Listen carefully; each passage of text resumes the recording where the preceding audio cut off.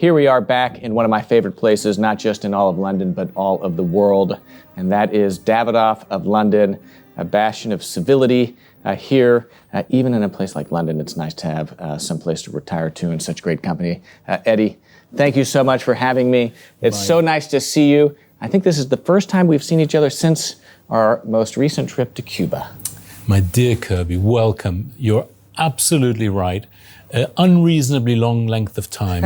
Yes. So happy you are here, and so happy it took a coronation to bring you back. Well, it's been a splendid weekend of really, experiencing the reanimation of the monarchy in some ways with the coronation of King Charles III. So. Oh yes, it was spectacular. Did you smoke a cigar that day? I did. Oh, you did? I did. In fact, I smoked two. Well, the only thing better than a one cigar day is a two cigar day. Quite right. Well, what was that cigar, if you don't mind me asking? Well, I started with a number 2, as I always do, the Davidoff number 2. Light and warm easy. the palate, Absolutely. And then I followed up with something with a bit more oomph. It was a Bolivar Bellicoso. Oh. And that was after a rather hearty lunch. One of my favorite cigars, the Bolivar Bellicoso Fino. Oh, it's delicious. Yeah. Unfortunately, I don't know if King Charles is a cigar smoker. Well, he can't be perfect. It's too bad, I mean, in so much as that, so much of kind of the romance of smoking is, just the kind of the British aristocracy smoking in their, great rooms after white tie or black tie dinners. Yes. That's that nostalgia, or at least that ideal, that I think is part of the romance that I've always found very attractive to, just the ritual or the tradition of smoking. Oh, I agree. There's still clubs you walk into that haven't had smoking for years, but you can still smell the tobacco in the air. Oh, wow, you've got a well-trained nose there. Yeah, I mean, it's hard to believe that, in many regards, not too long ago, just across the street at Wilton's or in Franco's, you could smoke inside. Oh, yes. It was remarkable.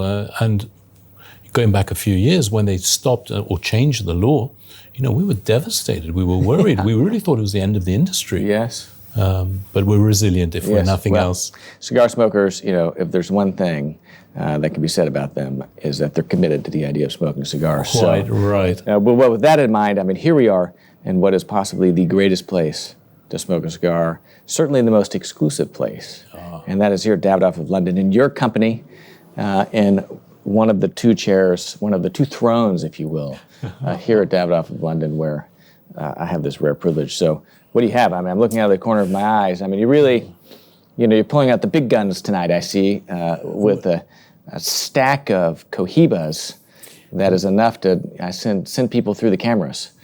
My dear Kirby, firstly, no cigar is good enough, as far as I'm concerned, for your visit. So all of these are humble offerings I've dug out of my father's keep. You will note he's not here this evening, which is why I was able to. This is why you were able to get those. I see. But I thought tonight we could indulge a little bit. Okay. On our trip in Cuba in February, we saw a few examples of the 2021 limited edition Cohiba, the aptly named 55, which is there to celebrate Cohiba's 55th anniversary. A few of those are out in the wild. We didn't get a chance to try one together, as far as I recall. Yeah, I haven't smoked one yet, no. So I'm really happy to hear that, because I've been waiting for this moment as well. And so these are being released into the UK market. I see that the EMS sticker is on it. Indeed. We're very fortunate. EMS, we know it's gone through. It's official. It's gone through some proper quality control. Well, these days, especially with the way things have gone with Cohibas, with the shortages and the price increases, I would imagine, are counterfeits an issue? Yes. Oh, absolutely. You can see every detail of this box. From the etiquette here, this is the information. It's got this amazing holograms on it. It's not a cheap piece of paper anymore.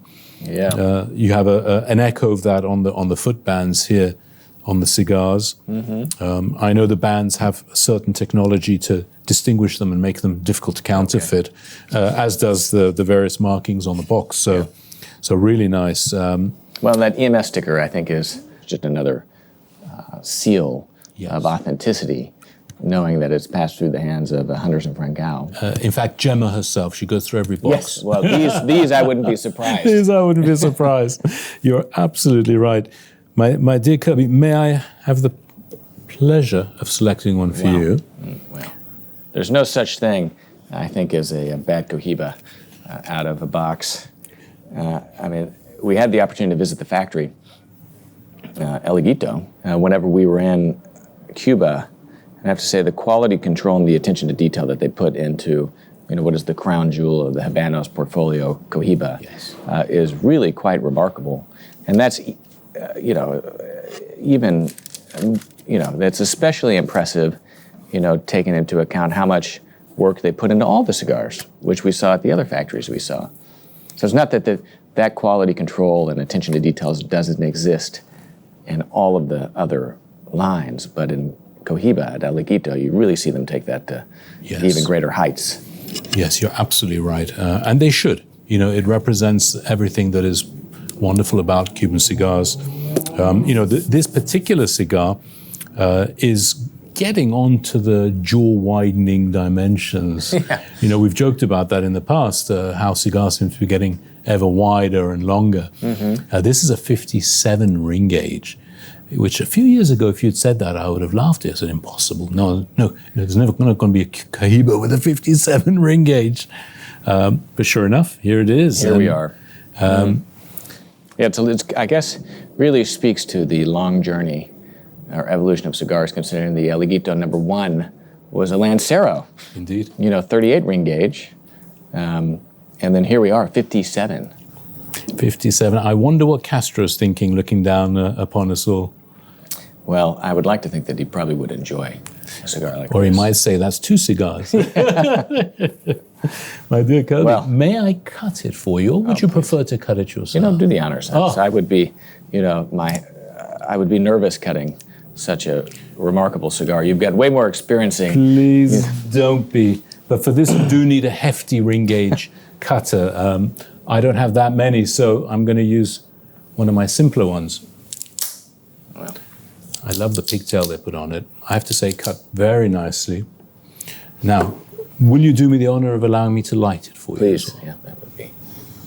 I'll see if I can slowly remove this without breaking it, and then you will have a memento.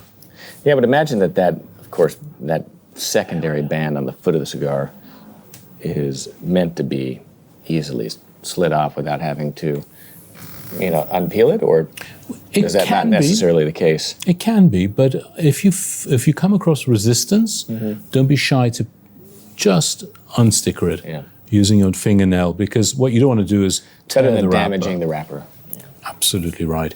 Again, please don't tell my father, but I shall be using a blue flame for this. It's just more efficient, especially with this ring gauge. Well, I hear that these lighters are given away freely as souvenirs at the shop with the purchase of any Cohiba 55th anniversary. Very well said. Yes, and in fact, if you ask nicely, you'll get 2. So you must have dazzled yourself when you look back on the footage and experiences in Cuba, no? What a trip that must have been for you. I mean, it was, in so many ways, a trip of a lifetime. I mean, it really was a bucket list trip for me. My first trip to Cuba. The privilege and the delight I took in being able to do that for the first time with you, with your father, with Gemma Freeman, with Nick, and everyone else that we were there with. It made it all that more special. I mean, I couldn't have imagined my first trip to Cuba being any other way. I would have gotten 1/10 of the experience that I did with all of you, helping to, show me the ropes. And well, I have to say, Cuba is one of those places. The first time you visit, you want to do it in the company of friends who've been there before. But as hopefully you realize, it's a very easy country to get comfortable in. This is spectacular. Wow. A virgin puff. Amazing. Well, I will join you, and then I shall kick myself and remind myself of my good manners and my poor hospitality, and I shall offer you something to drink, of course. Well, I mean, what do we pair with a Cohiba 55th? This is... Well. So how many boxes were these of these were made. I mean, you know, Cohiba in general is pretty exclusive. And I can only imagine that, you know, a limited edition anniversario such as this is probably, you know, certainly, if not exclusive, highly sought after, and thereby exclusive. Well, they don't tell us. You know, something that. So these boxes aren't numbered then. So only what is it? Only the regionals are numbered, but the limited editions are not. Correct. So the regional editions will have an individual numbering on the boxes. The reservers and grand reservers Don't let me keep you from. will also have an individual numbering on the boxes. And those, as far as I recall, are the only ones. I think sometimes the books will also have numbers on them. And that's it. And I think it's partly because Cuba themselves don't know how many they're going to make when they start the run. What they do know is it's all going to be made in 1 year, with the exception of the talisman. And what they also know is that the tobacco has a certain age profile that it needs to incorporate, which is 2 years of additional age. And is that just for Cohiba or no? That's for all limited editions. In up till 2007, it was all limited editions had a Maduro style wrapper that was aged an additional 2 years. But since 2007, it's been done to all components of the cigar: the filler, the binder, as well as the wrapper. And you know, Cohiba has another specially aged component to it. Yes, well, in general, Cohiba has an additional third fermentation, and that is the treatment of the leaves after they've been cured. They'll go through a regular fermentation, which removes much of the unpleasant chemistry that exists naturally in the leaf. The ammonias and so on. Is that what they do in the barrels? Yes, exactly that. So that's true with all Cohibas. What they'll also have is, with, of course, the Behike range, they'll incorporate a fourth leaf in the filler, which is the medio tiempo. Medio tiempo. Indeed. That doesn't happen with other ones, but it does affect the blend in the Behike.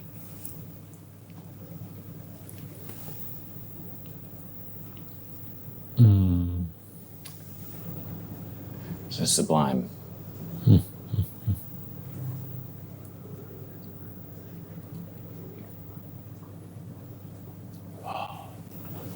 It has to be the company. Kirby, every cigar I smoke with you is delicious. Oh, Eddie. I mean, you know, I'll take all the flattery you can bask on me. You know, it's this is one of my favorite places to smoke. I mean, these chairs, you know, must have been, you know, one of the first places I smoked in London, if not the first place, certainly the first place I remember smoking. It's probably here that I fell in love with the city and just the cigar culture that exists in London, not just, of course, you know, in the lounges, but as exhibited, you know, just so elegantly by you and your father, the cigar shops, and being able to have, you know, such renowned expertise to kind of guide one in the purchase of cigars, but also, if we're lucky, the enjoyment of smoking one is one of the things I look forward to so much here in the city. So I impose myself. I mean, the cameras are really just a ploy for me to travel to London so that I can sit here and twist your arm to smoke great cigars. Well, it's hard work, everyone. It's hard work. Can I say something, Kirby? I understand the law in this country for smoking indoors provides a few exemptions. One is, of course, the cigar shop, the sampling we're doing now. Another one is for an artistic performance. So intended in theater. But I suspect if we could take your cameras and we could pretty much turn up anywhere. Put a couple of chairs and call it an artistic performance. There we go. I like that. Where should we smoke next then? If you could, I mean, this is opening up an interesting conversation. I'm a little bit of a, you know, if you forgive my crude language, you know, I'm kind of a cigar pervert because anytime I'm someplace beautiful, all I can think about is smoking a cigar in that place. So I had the opportunity to go to Blenheim Palace and had a private tour with some friends by, you know, Lady Henrietta Spencer Churchill, the sister of the Duke. And all I could think about during the entire tour was how much I would enjoy smoking a cigar in whatever room I was in at that moment. That's a great question. We need to put together a cigar dinner there, I think. Well, let's put together a list of top 10 places we would like to smoke, irrespective of the law. Yeah, so we'll go one, we'll go and alternating. Okay, so I just said Blenheim Palace, the birthplace of Winston Churchill. Do we limit it to the UK or London, or do we go further afield? Why limit ourselves? Okay, well, here's one which I'd love to do. Summer solstice, Stonehenge. Oh, really? Right in the middle of the, which they won't let you do, of course, but can you imagine? That would be pretty. It doesn't happen very often. You get a warm summer evening in London or in England. But Stonehenge, there you go. That's, okay. Well, I'm choosing the obvious places, I suppose, because, or should we say the magnificent and grand places. I started with Blenheim Palace, which, that might actually be doable for us one day. So I do need to work on that. Buckingham Palace. Of course. Great choice. I mean, and you know what? It just seems wrong that, that those halls aren't filled with smoke because, of course, the late Queen Elizabeth's father, was a massive cigar smoker, at least cigarettes. And, the halls would have been full of smoke. So, smoke is no stranger to those walls. You're absolutely right. That's a great choice, and it's very, very local for us. I suppose if we could go further afield, it has to be somewhere in Paris. I'm naming all the places you've smoked. You're like, yeah, done it. Not at all. If I had to pick one in Paris, I would be stuck between facing the Mona Lisa, perhaps, which is probably impossible, or somewhere more monumental like the Eiffel Tower or one of the amazing national monuments that adorn that city. Gosh, you've got so much more culture than I do. But, I was born and raised in Texas, so what can one expect? Hey, come on. What about in Texas? Well, smoking a cigar with you in Texas. But where? And you can't say your house. King Ranch. Which is where? Southern Texas, the largest ranch, I think in the world, but certainly in the state of Texas. And it is, probably the most important heritage ranch because it really dates all the way back to the founding of Texas and has kind of played a really integral role in just ranching in the state. The ranch is still around. It's, run by the families. They've got so many family members now. It's run like a corporation with shareholders, but they're all family members. And they have the old historic ranch house that is just grand. I mean, it's a beautiful kind of rambling one-story hacienda. And if you are a family member, you can stay there. Amazing. Or maybe as a guest as a family member. So if anyone from the King Ranch is, watching, please, check a box on our bucket list and invite us out to go smoking. But that would be a great place. And you know what? I'm sure I could talk you in to coming along. I mean, it's no yacht in the Bahamas, but... well, listen, let me tell you, Kirby. Which is a place that I heard that, a box that you just checked recently. The world is full of pearls to investigate. So that's mine, I guess, so you got to go again. You've presented me with a real challenge on that one. Let's think. Well, I'm going to drift towards the Caribbean here.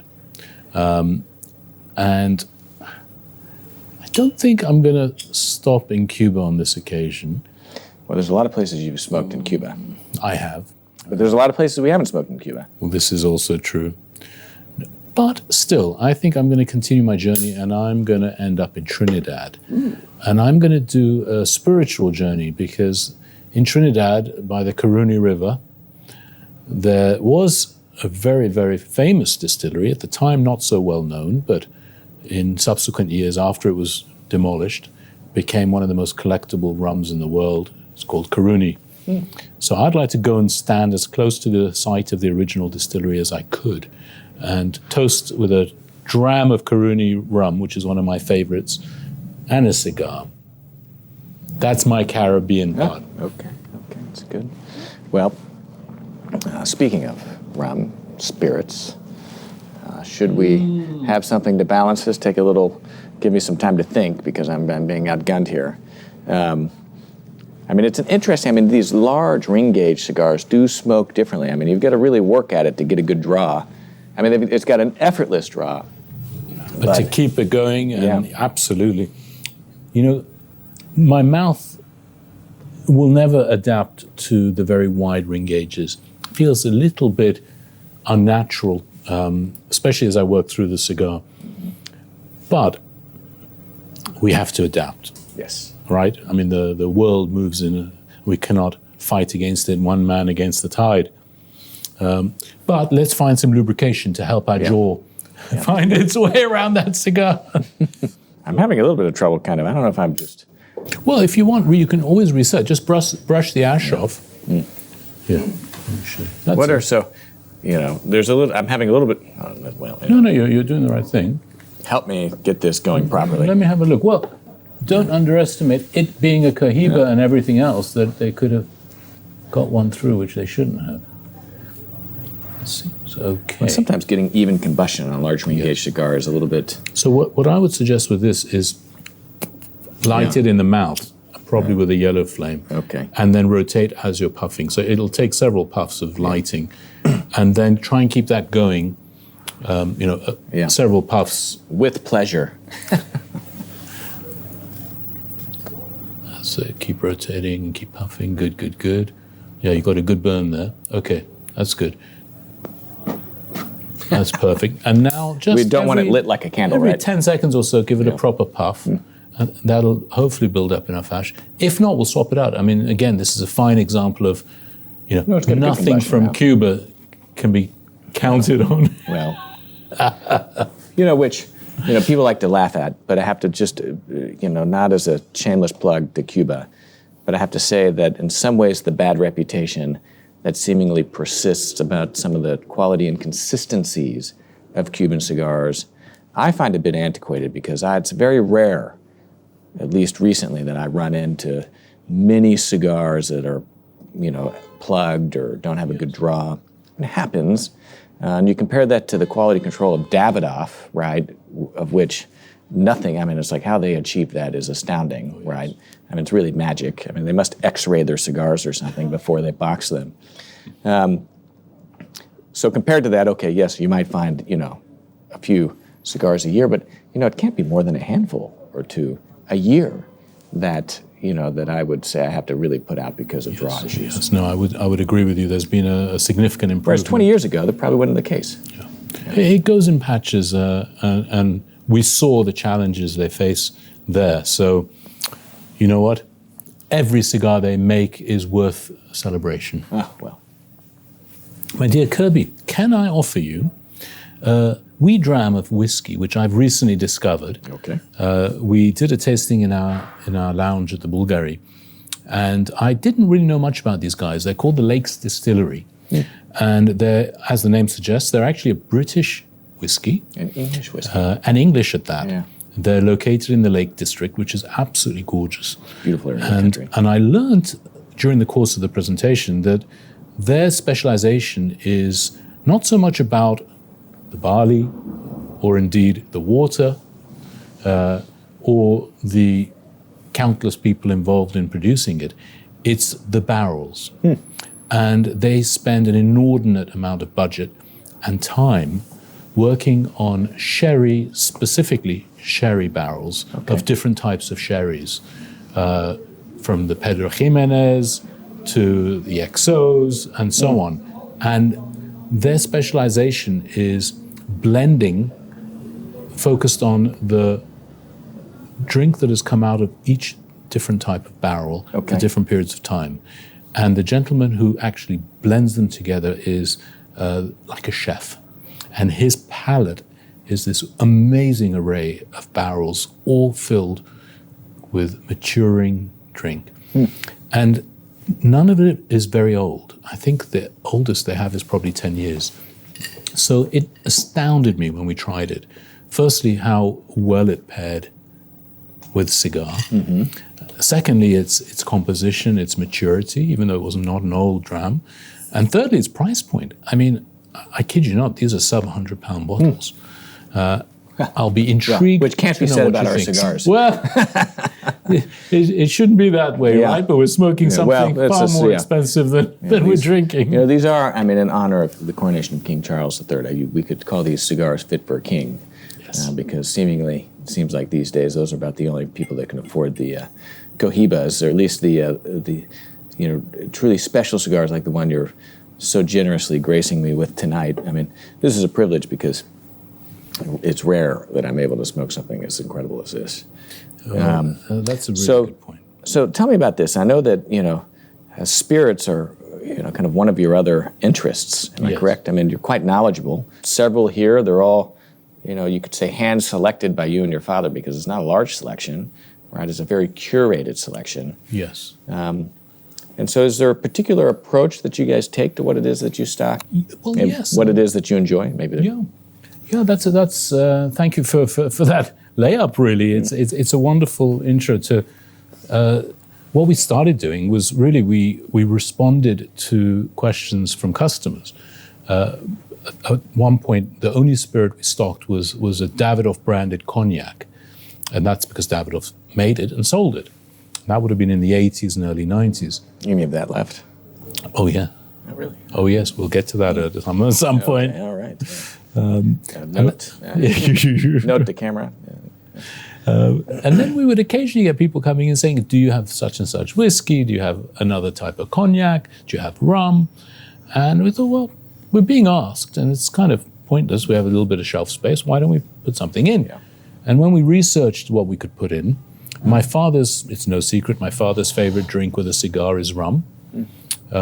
My own is a little bit more varied, but I would typically go with dessert wines, ports, and so on. Yeah. Please. Well, first. Of course. Kirby, to your very good health. Likewise, thank you, Eddie. And to many more visits. And to your father's good health, who was not able to join us. Thank you very much. But was in good form in Cuba, I must say. Yes. Thank you.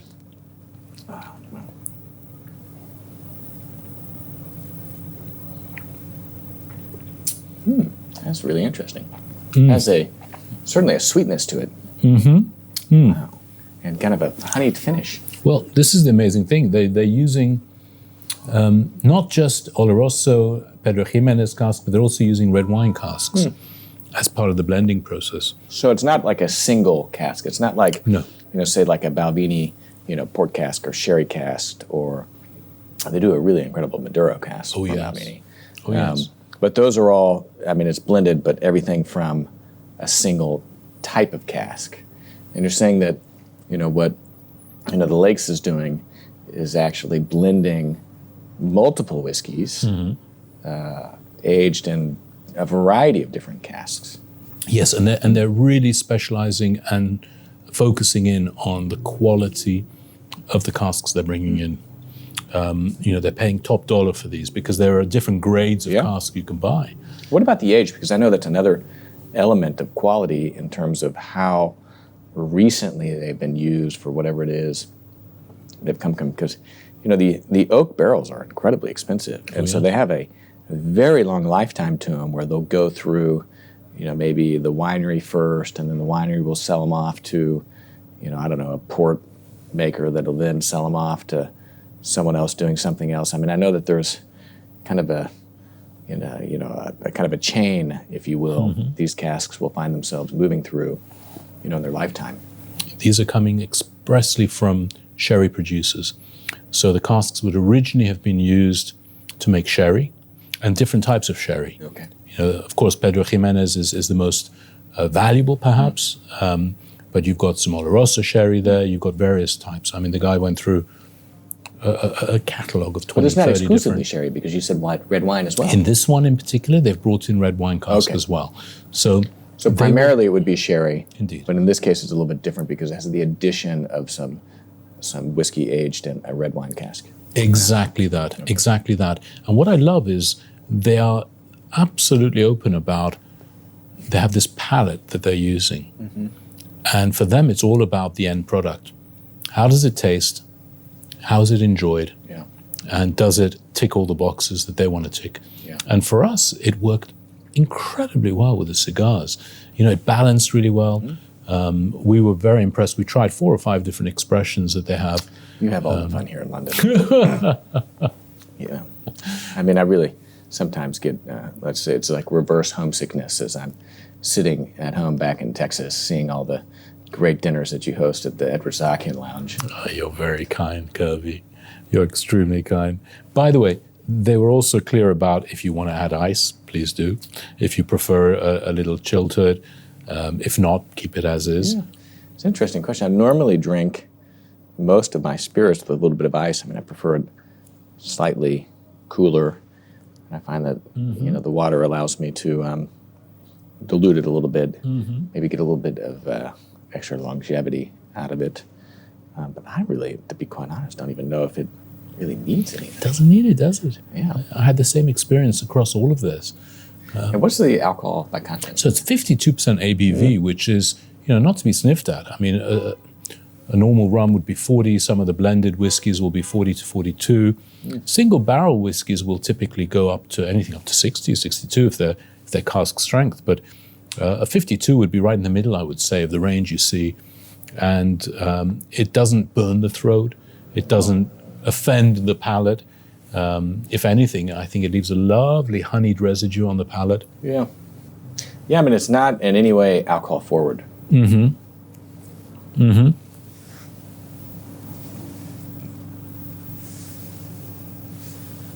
So this was a dinner that was done, or tasting. It was a tasting, exactly that. And this was at the Eddie Sahakian Lounge. At the Eddie Sahakian Lounge is a couple of months. How does one end up on that mailing list of invitations? Just let me know. But I mean, if someone was watching that was in London and was, had the privilege of actually being able to kind of attend these events quite, let's say, more spontaneously than I am, being the fact that I live in Texas, what would one, learn about them? Like, is there a mailing list? Is it kind of invitation only? I mean, that's a really good question. Thank you. It's very easy. The first step, you can contact the Bulgari Hotel directly, the Bulgari Hotel that is in London, and say, I'd like to speak to the cigar shop. And one of my team there will take your name and email, and you'll be on the email list.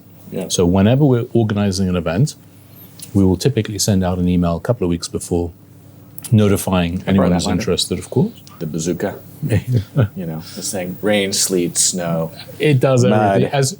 Didn't you say the AK? Yeah, the AK-47 of cigar lighters right here. I love it. I mean, this is the standard issue. And again, given away as a gift with purchase with any Cohiba 55th. The other way to do it is to follow our Instagram page, the Sahakian Cigar Lounge on Instagram. Yeah. You can follow our own Instagram as well, the Davidoff one. We will typically post something on that before an event. And that's another way you can easily get the contact information through that. Are these ticketed events? Usually, yes. Yeah. So we're typically capped at about 20 participants. So you can imagine they're fairly popular. Key is to get in there as quickly as you can. Sometimes you could just be lucky. You could walk in and, can you squeeze me in? And we can invariably squeeze someone in. My heart breaks when someone's left outside, not able to come in. So if I have to, I'll give up my own seat and let someone join. That wouldn't surprise me. As gracious as you are. That's great. But one of these days, we must do a joint cigar dinner there. Oh, I'd cigar love tasting. To do that. Only because, I have yet to have the coincidence of being in London when one of these takes place. So we'll just have to plan to make it happen. Well, Kirby, I know Christmas is a busy time for you, or December at least, but if you can, early December, put it in your calendar. I'll give you a date now. We do a cigar dinner in the lounge. Okay. And that's even more limited because we have to bring a table in and remove the furniture. We typically can host 12 to 14 people at most. We will certainly do one again this year. It would be our honor to have you as the guest of honor. So let me know. Please clear it with the boss. I know Bianca will need to have a look at that. Yeah, we were just talking about that. I mean, we had the pleasure of going to dinner with you and your wife, Jacqueline, on Friday. Who I enjoyed, and of course Bianca enjoyed meeting so much. Is every bit as elegant and charming as one would expect. Bearing the name Sahakian. But Bianca was, the point of the story is Bianca was able to come, and it's funny, the last time she was in London was 6 years ago, and she was pregnant at that time with our third child, Nicholas. And it was at that moment that the scales, very decisively tipped out of our favor of being able to find someone to watch 3 young children and her be able to travel with me. And only 6 years later, with him being able to shower himself and put on his own pajamas, have the scales begun to tip in the other direction so that we can convince someone, a family member, to watch our children for multiple nights so that we can escape together. And it was great to have her here in London with me. It was a joy for us, Jacqueline and I. As much as we love seeing you, Kirby, Bianca is even more special, well, even rarer. She's much lovelier than I am, that's for sure. She's probably much better company. You are both lovely and both fantastic company. So thank you, and please extend our thanks again to her for sparing the time with us. Well, I mean, the pleasure was ours. So we were really looking forward to it. And I'm happy that was the first dinner that we had here in London. It was, again, such a pleasure and a privilege to be able to introduce her to many of my good, close friends here in London that make this city so special to me. And so thank you for that. How are you finding the cigar, Kirby? I mean, it speaks to the evolution. I mean, the cigars in so many ways I feel need to warm up, right? And once they warm up, and it's really the rest of the tobacco kind of warms just through the heat of the smoke, that you really begin to get this just blending of flavors. I feel a little guilty sharing it with you so early in its, call it, evolution. As we both know, Cuban cigars in particular have a phenomenal improvement cycle, let's call it, where age, just time, kept in the right conditions, will change that cigar. And this cigar, what I taste now is huge potential. It's not the finished product, in my opinion. It's got some edges to it that will be smoothed out with the advantage of time. I suspect in 5 to 10 years, this is going to be an absolute bomb. Yeah. No? In the best sense. Well, so talk to me about that. I mean, I know that, of course, one of the things that really distinguished Davidoff of London is you guys probably have one of the largest, humidors of archive stock set away to be aged of any of the retailers, because, your father is such a passionate collector of cigars, such a skilled merchant of them as well. But what is it about a cigar that you taste or pick up on whenever you smoke it, perhaps for that first time, that makes you think, this is something that would actually really benefit from some age? Or not benefit, right? Because that, in some ways, I think diminishes how beautifully this is smoking now, right? Because this is an absolutely, elegant, beautiful cigar, but, would take it to even greater heights, I suppose. Well, we have the advantage of experience where we have had the ability to taste a young cigar and then watch it evolve over, in my case, 30 years. In my father's case, almost double that. So the first clue is, what did it taste like?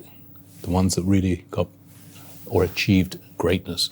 What did they taste like as a young cigar? And the clues are there. Yeah, I guess that's where the memory and the skill of a cigar merchant that's been in the business for a while would know these things, is that they're able to kind of pick up on those characteristics based on experience. Yes, we're fortunate with that, and our role as a sort of a merchant is a very traditional one, which is we have a public service, and that public service is to not allow a cigar to reach the hands of a smoker until we think it's ready. That used to be much easier to implement because most cigars arrived with a few years of age on them already. Yeah. in recent years' productions, certainly from Cuba, we're finding box dates that might be very, very close to the actual date we're seeing them on the shelf. And in those cases, my advice inevitably with a customer is firstly to establish what do they like in a cigar when they smoke it. Because some consumers love a very young, powerful, spicy, overt flavor profile. What would that be right now? Well, this can get close to it. Anything with fairly young box dating, anything within, let's say, 12 months of today box date, you will smoke it, and depending on the blend, you will typically, not always, but almost always find that the flavor profile is angular. You can really pick up distinct elements of pepper, spice, woody notes, leathers, tannins. You know, these are very prominent and clear on the palate, often uncomfortably so. And when you compare that to the same cigar 5 or 10 years down the road, those edges have been smoothed. And what you will find is that all those characteristics are still there, but they've melded together. And they work much more like a really well-oiled sports team. Yeah. Each component knows its role and plays it perfectly on your palate.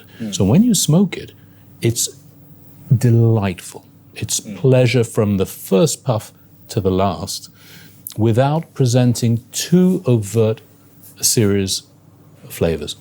At least to my subjective palate, that's how I would express it. Yeah. And you also see, as the aging process continues, maybe past that 5 to 10 year mark, the development of secondary flavors that you only get through an aged cigar. Is that right? Mm-hmm. I think back to that incredible, Davidoff #1 from the 1990s that we shared during lockdown. That had flavors that I'd never in my life smoked and enjoyed. Yes, you're absolutely right. There's a transformation of the flavor profile. You will get the cedar notes, the wood notes coming through a little bit more. For our viewers who perhaps know champagne very well, but not cigars as well, I would compare it to the difference you get with a youngish champagne and a truly aged vintage champagne, where perhaps the bubbles have dissipated and you're left with a almost entirely different drink, but equally delightful, if not more delightful, and complex. With a really old cigar like the one you mentioned with the Davidoff, it's subtle. So the difference as a consumer is your palate and your expectation has to be prepared for the quieter voice of a vintage cigar. Yeah. Or you could just, like me, be surprised. Or be surprised. Because in some ways, how does one prepare themselves for that? The only way to really experience it is to just smoke it, which, not to shamelessly plug, the Sahakian empire, but I'm happy to since we're here right now, smoking at its benefit, But the Sahakian Lounge, which I was at, this Monday, which is a bank holiday, so I guess the equivalent of my Sunday cigar in London, I noticed that you guys actually, specifically have a box of,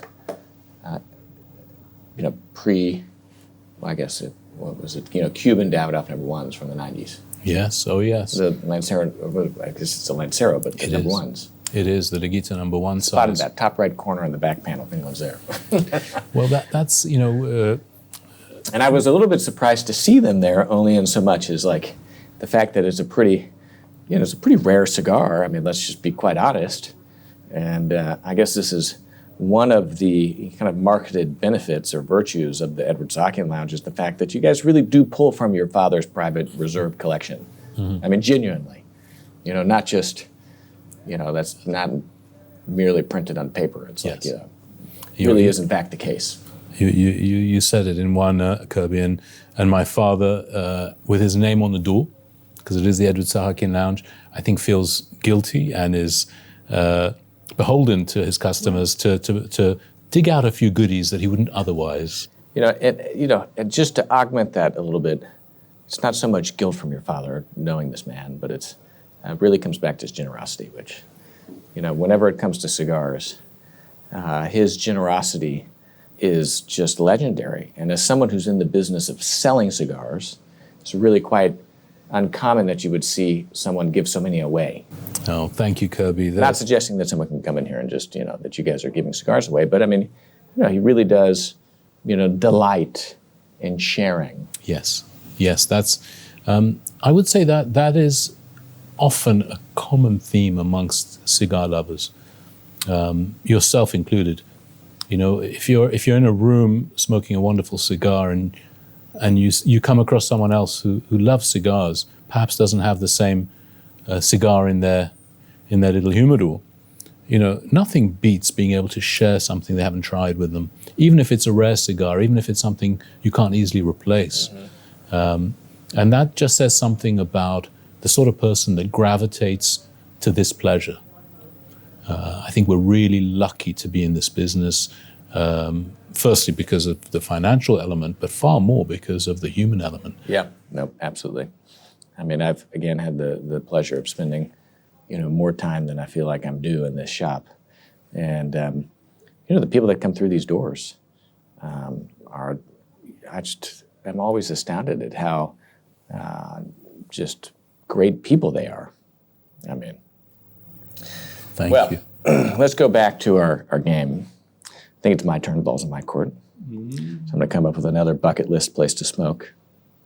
And this is, since I'm an American who like to impose themselves, as I do so often here in the shop, one of my bucket list places to smoke that I've yet not smoked at is your father's house. And not to invite myself over, but I know that he has his own little smoking room that he's been so generously allowed to kind of carve out by your mother, which is one of his favorite places to personally enjoy a cigar. And so that's on my bucket list, and I'm going to see what I can do to. That's the easiest one to fix. I know I speak for him and say, and for Mum, they would be honored to have you there. We'll take care of that in short order, I promise. Well, that would be, that should have probably been number one on my list, to be completely honest. Okay, you're up next. Well, touche. I'm going to add Kirby's upcoming cigar lounge in his new abode. Much inspired list. By your father. Indeed. And I think that that's a great place to end it with both of us, is, us enjoying, imposing ourselves or inviting us over, to your father's place. And, of course, the invitation of you and your father, or you alone, to Dallas would be my great pleasure and joy. Thank you very much, Kirby. You know where I stand on that already. Well, the smoking room won't be fully christened until you're there, so. I cannot wait. There we are, Kirby. I took the liberty of topping you up. Well, this is, it is absolutely beautiful, and I love the fact that it's, been done in the Lake Districts. Because, Yes. Again, it's, I don't know of many, whiskeys that are fully English. You're right. From this continent, normally Scotland dominates. Mm-hmm.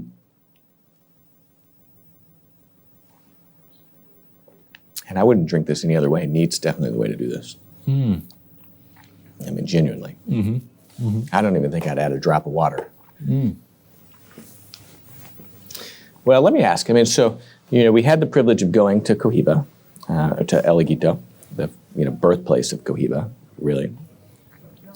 The preeminent of all of the cigar factories in Cuba. It really is their, pride and joy, located, directly across the street from the presidential residence, right, which only heightens the security even more. And traditionally, where Cohibas were made was always shrouded in mystery because, it begun as the personal cigar factory to Fidel Castro. So security really was of was a paramount importance. Absolutely.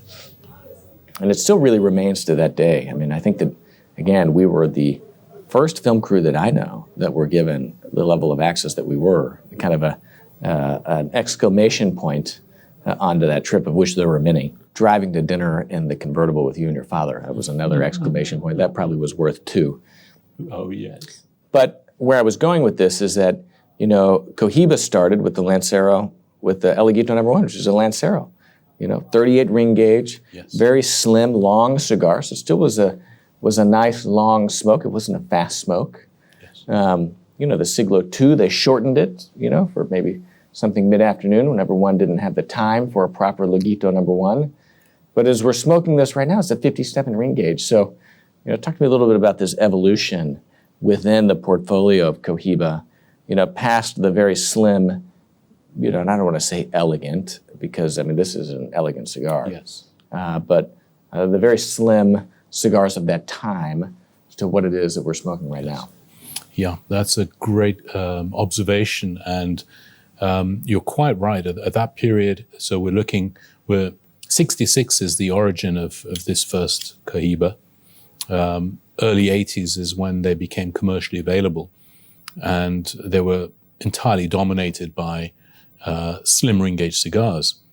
The first real, call it thicker ring gauge, if you assume the Robusto at 50 ring gauge is fairly thick, that did manifest in the 80s, but really the first one that caught people's attention was the Siglo VI. Okay. That came in with a 52 ring gauge in 2003.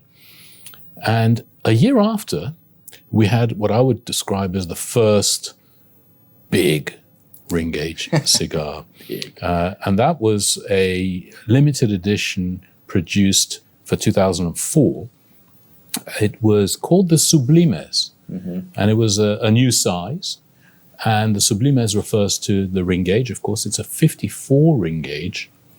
At that time, it was a shockingly thick cigar for the market, let alone for Cohiba. Yeah. And just so happens, I have one here. And I'd love to show it to you because today it doesn't appear as, thank you, Kirby, that's really helpful. Today it doesn't appear as perhaps revolutionary, but at the time, even the box, look how wide it is. Yeah, that's a massive box. And that's to accommodate 13, Only 13. 54 on each, So there's not 13 and 12. Okay, I was So about to it say. had to fit 13 54 ring gauges. It came out, and I think the market reaction was mixed. You had, of course, the established smokers of the time who all thought it's too much. What are they doing? Why this enormous cigar? Just look at that. It's still, Wow. it still astounds me. This cigar is hands down amongst the best cigars I've ever smoked. And it took a few years of aging and maturation before people began to cotton on to just what an incredible, complex, rich cigar it was. Still smells fresh. It does. Well, that touches on how we keep it. You'll feel how cold it is. Yeah. You know how we Straight from the keep. the keep.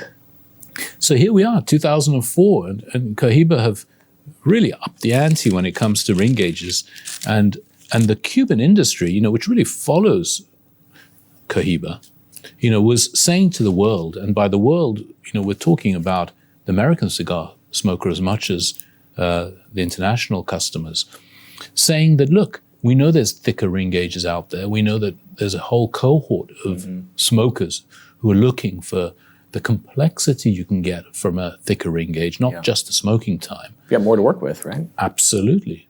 And here we are delivering it, and yes, we can deliver it. I mean, they did a stunning job with this. For me, it's a benchmark. Yeah. So here we are, we're 2004. There was a book series, Yeah, this is 56. 54 ring 54. gauge. It's the Sublimes size. Okay. It's long and it's hefty. So what did they do? How did you follow up with that? Well, And just not to interrupt, but Please. Was this the first 54 that Habanos had done as a part of their portfolio, or was there something at this size that predated that? As far as I know, it was. None of the regionals had yet come out, which 2004 expressed that as well. So I know some of the early French regionals. There was a Bolivar Libertador, which was a 54 ring gauge. Of course, the Phoenicia importer did some legendary cigars in a Sublimes size in the Ramon Iones called the Phoenicia. Those were always 54 ring gauge as well. So, that happened from the back end of the 2000s, 2007, 2008, and on. But there was a good 3-4 year period where this was it. If you wanted a 54, this was the only way you could get it. Wow. However... I mean, what a regal cigar. Well, thank you. I agree. I'm going to pull something else out to sort of discuss this evolution. And it's the one at the bottom, Kirby, if I could trouble you to... now, strictly speaking, this is not a limited edition. It's perhaps a limited quantity gets produced. But the hoo-ha that followed the release of the Behike as a standard line was again exceptional. There was the Behike humidor that was done to celebrate the brand, the Cohiba brand, in 2006, and it was for the 40th anniversary of Cohiba. That humidor is exceptionally rare. So you can only get, I believe it was 100 humidors. Each one contained 40 cigars. I may have it the wrong way around. Each and every single one of those cigars was rolled by Norma Fernandez, a legendary roller in Laguito. And they are also epic proportion. I believe they're a 54 ring gauge as well. Please correct me, someone out there, if I'm wrong about in that. In the comments of this video. But that was not readily available. You could only be invited to purchase one of those. It never hit the wider market. First one that really became accessible to most people was the Behike. And the Cohiba Behike project arrived in, dare I say, 2010. And it was initially denied by Cuba. No, they're not doing it, but everyone knew they were. And then it was announced, and they brought out 3 sizes. It was the Behike 52, the Behike 54, and this one, the Behike 56. And as the name suggests, the ring gauge on this, the largest of the Behikes, is a 56 ring gauge. So they've gone up 2/64 of an inch on the diameter here. And of course, we all know the story, or some of us know the story of Behike. There is an additional leaf that's been implemented in the blend, the Medio Tiempo leaf. I mean, just look at that. So talk a little bit about the Medio Tiempo. It's a legendary leaf, right? That's correct. And it had never been used, and still continues to only be used, in the Behike. Yes, that's correct. There is a subtle distinction. As far as I know, the Medio Tiempo may well have been used in domestic production cigars. It's essentially the top trimming of the tobacco plant. So it's the leaf that has the strongest flavor, even more so than Ligero leaf, which normally is the strongest leaf that's used in the composition of the filler blend. So the addition of the Medio Tiempo was unique to export quality cigars, and it was unique to the Behike. And it brought a certain distinct flavor and strength to the blend that you wouldn't get with any other. And just look at that. I mean, that's absolute perfection. Wow. I mean, again, the skill that goes in to the production of all Cuban cigars is pretty astounding to me. I mean, I've always said that, the number of hands that touch, this art is incredible. And I think it is, of all things handmade today, really in some ways the most remarkable and impressive to me. Yes. And it's not certainly unique to Cohiba or even this Behike. All Cuban cigars really benefit from that same degree of attention and involvement. But this is an absolute work of art. I mean, this is something to behold. Wow. I agree, and it sort of answers very clearly the question, why go thicker? Because firstly, they're bringing in a new leaf into the blend, so you need physically more room. Yeah. But also, it proved that you can get more from a cigar by increasing its ring gauge. I think everyone who smokes it agrees there is a unique flavor profile to it.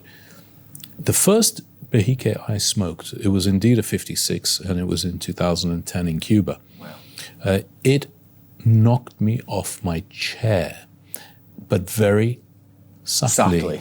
Correct. I remember lighting it. Straight from your chair to your bed. It was exactly that. I was at a dinner, and it was the last night before we left, and we all decided we were going to smoke these new Behike 56s. And I lit mine, and I started smoking it, and it was surprisingly smooth and light on the palate to begin with. I think, again, because of its ring gauge. About halfway through, I had to stop. My head started spinning, and I was convinced I was smoking something that was not tobacco, because I was on a different place. I was gone in the nicest possible sense, completely cigar drunk. And I had to put the cigar down and take a proper Which pause. is the best kind of drunk. Quite right. I managed to finish it, but it took me almost 3 hours to get to the end of it. It's impressive. It's impressive. And the cigar remains an incredible achievement. And this is standard production, so these... It's standard production, although very limited in recent productions. Cuba don't have quite the right wrapper in that size to produce as many as they would like, or indeed medio tiempo. So sadly, the world does not get as many of these as we would all they like. Used to, yeah. Yeah. So that was really the next milestone, and that was began in 2010. It continues. Yeah. Then a few years pass. We lead up from the Behike in 2010. There's the 1966, which I think is a 52 ring gauge, which by this point was not surprising in its ring gauge. Yeah. That was 2011 limited edition. We really come along to 2014. Okay. And the next limited edition Cohiba released, it was called the Robusto Supremos. How aptly named, because this is the very first time that I'm aware of Cuba producing a 58 ring gauge cigar. So we went even larger. Even larger. So. It's a box of 5. It could be. Wow, look at that wrapper. Look at these babies. I mean, it's like a Maduro wrapper. Ooh, It look at is. the pluming. A little bit of plume there. Always a good sign. Wow. So let me pluck one out for you. Just take a look at this baby. Holy moly. Wow. May I? Oh, of course, please.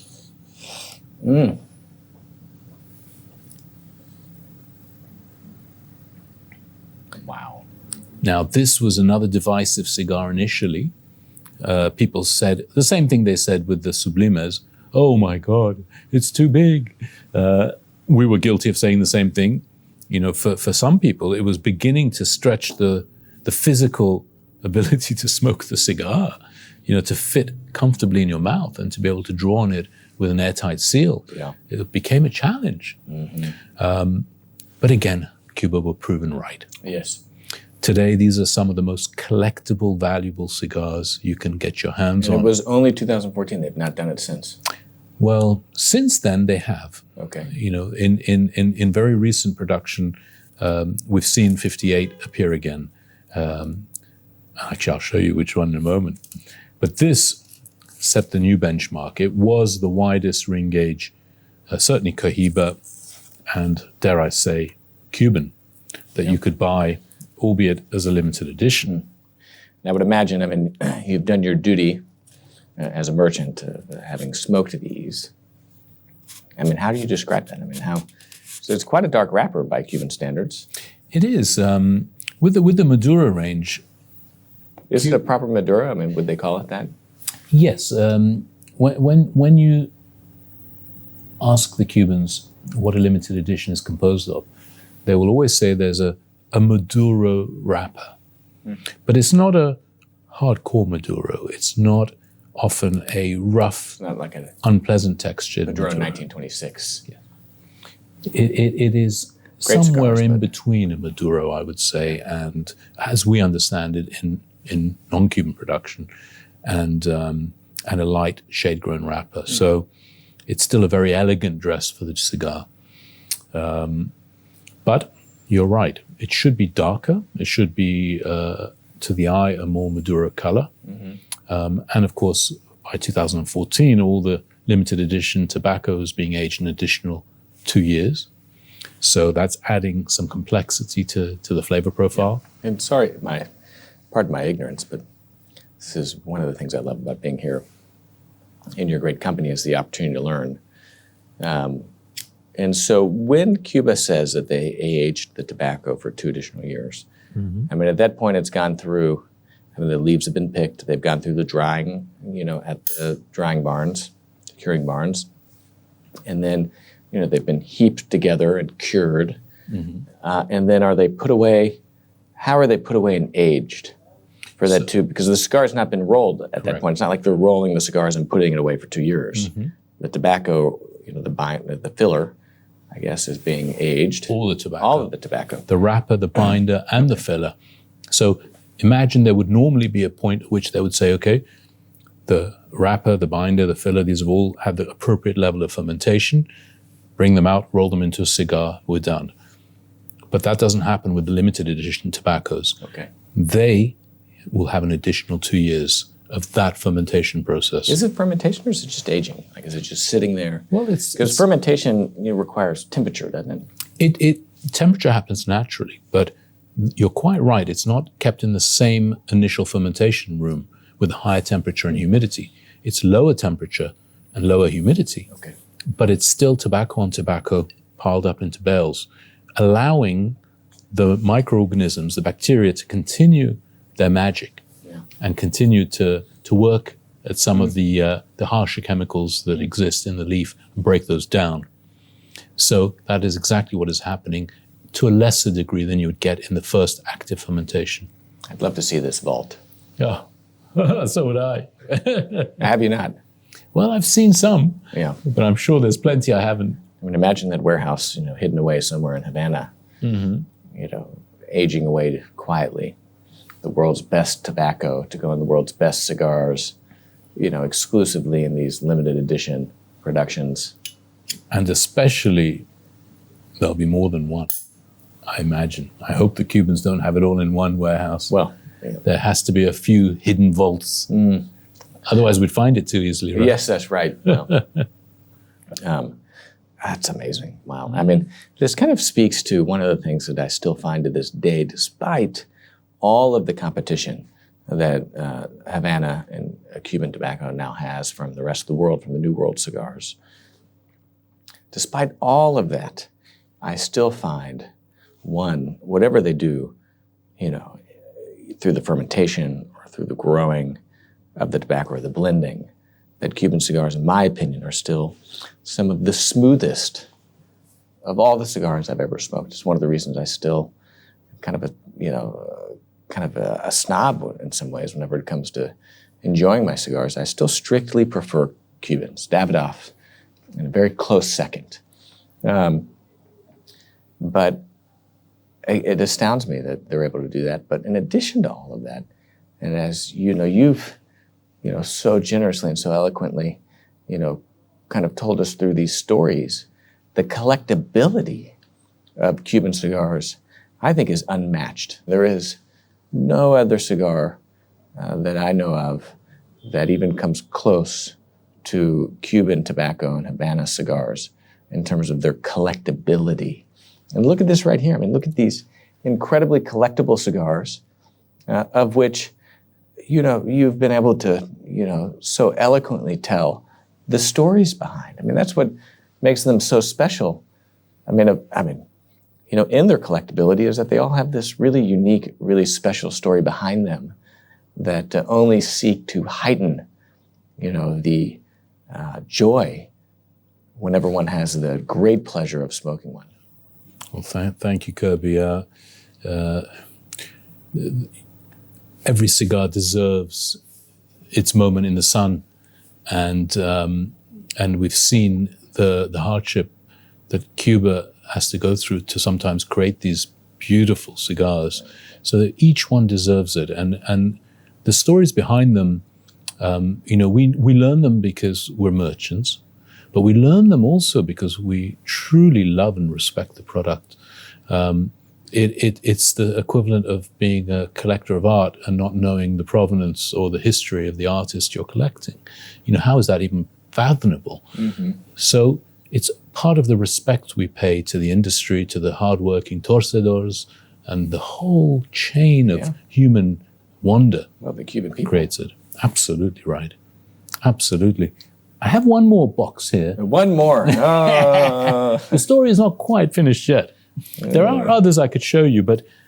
Well, we have to save something for future episodes. Allow me to bring this one out.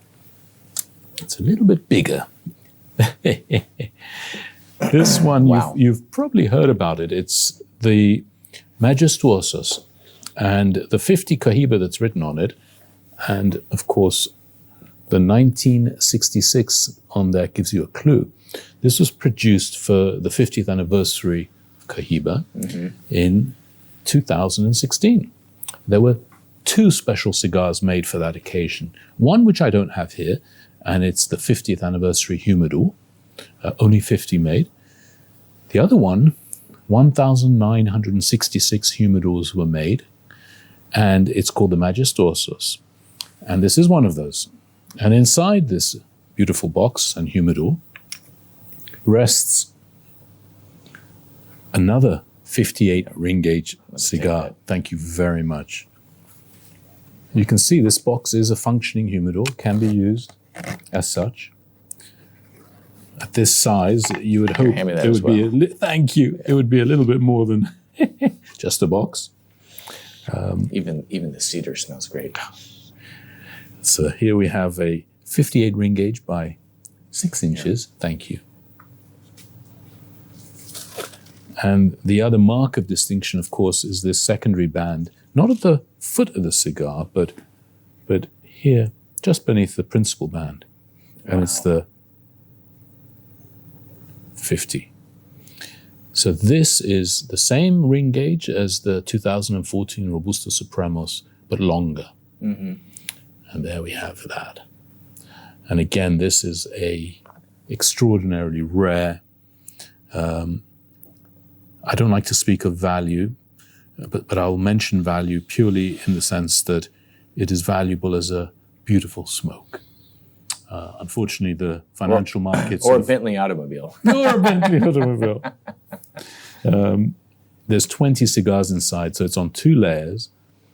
And this is another example of Cohiba creating a very thick ring gauge cigar, but excelling in that and producing a transcendental smoking experience. Just looking at the way that the tobacco is rolled, look at the foot of this cigar. Perfection. Oh my goodness. So there we have it. That's the Majestuosos. Quite a mouthful. It took me ages to learn how to pronounce it. We filmed a video with Sean Crowley. The silent W throws me.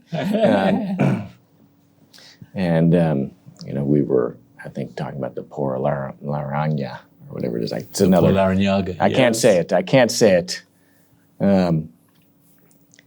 we have it. I just need to sit here and marvel. Allow me. I will not close it on your nose, but have a whiff of that. Wow.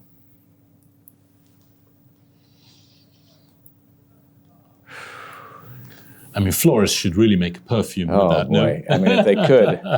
If they could, I don't think it'd be possible. And to think that that was downstairs. Again, Behind armed guards. Watching this video, saying, or at least the security army military attaché known as Joseph. Joseph, that's right. Wow. I mean, and one of the really incredible things we've seen here is, also just the evolution of the incredible packaging. Yes. We've got all of this accoutrement. Oh, thank you. I might pop those back before before we forget. I think that was first. Thank you very much. Second.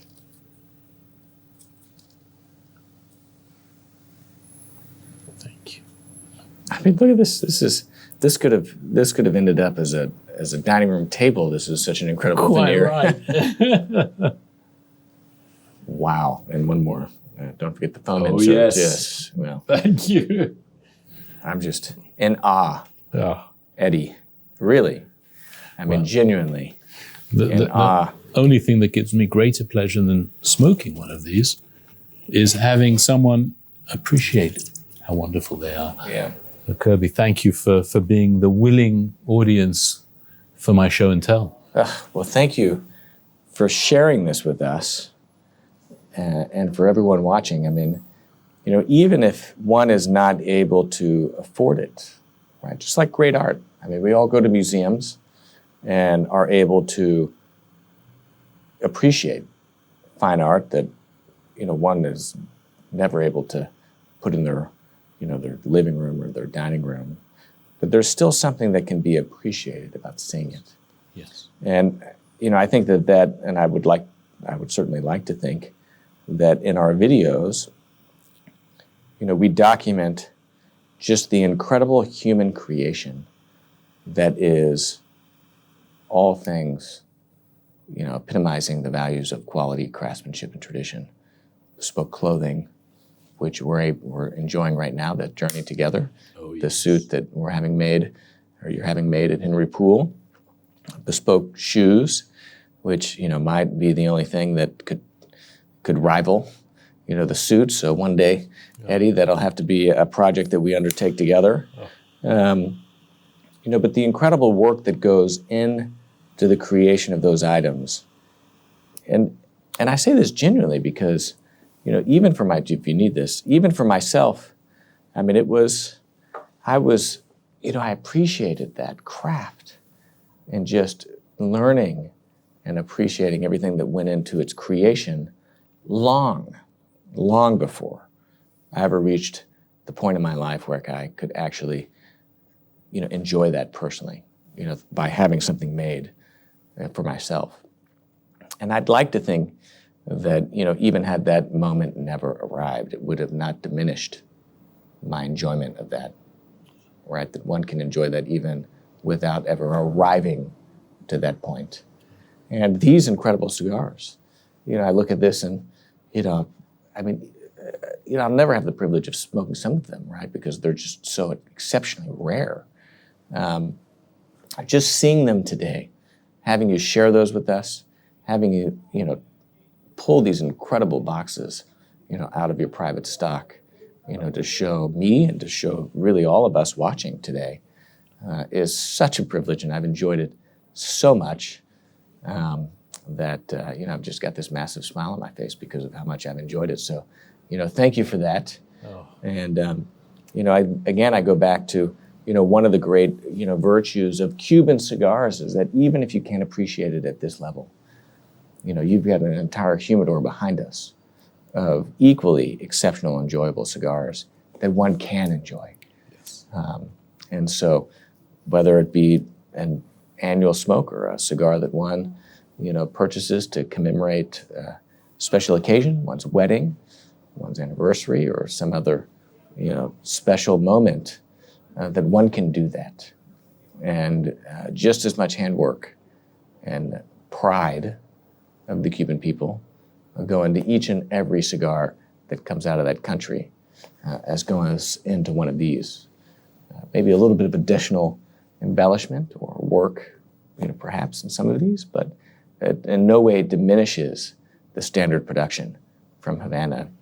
And, we had the great privilege, or I had the great privilege of joining you and your father and Gemma and Hunters and Francal and so many other passionate connoisseurs at the most recent Habanos Festival. And I'll end on this. You know, one of the things that I was really struck with in a very profound way that I feel as though I'm still understanding, and that's kind of fermenting within me based on that experience, is how a cigar from Cuba is such a beautiful and poetic representation and manifestation of those great people. And the pride that goes into the construction of these cigars, all the way from the humble farmers that tend after the tobacco before it is even picked off the plants, to the drying, the aging, the fermentation, and of course, you know, the incredible skill that goes into the rolling of the cigar from the torcedores is beautiful. And it is all done by people that have exceptional pride in what it is they do and a real love for life. And that, almost as much as the tobacco, comes through a Cuban cigar, and I think is one of the things that will continue to just separate a Habanos cigar from any other cigar in the world. And to be able to enjoy that in great company, in such a renowned place and these great chairs, I have to say, and with great, you know, English whiskey, is something that I'll cherish. So, Eddie, thank you. It is my pleasure. Your words were beautiful. I could not have said it better. And I think your audience, all your viewers, and I speak as a viewer now, we are lucky to have you doing what you're doing, bringing these incredible creations, whether it's cigars or clothes, shoes, to all of us. There's many things I will never experience in my life except through your videos. And the way you make it accessible to us is like no one else. So Kirby, I want to raise a glass. Well, we cannot raise an empty glass. I've been doing far less talking. Well, you can also see it in the cigar, you know. Well, quite right. We touch this up before we go to this moment.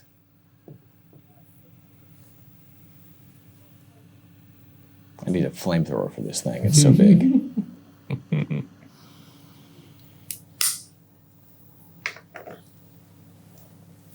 May I raise a glass to you, to your wonderful content. Without you, several million people would be poorer for what they would not have seen. Kirby, thank you. Thank you. To quality craftsmanship and tradition, and to those that keep those virtues alive and thriving. Eddie, thank you. Thank you so much.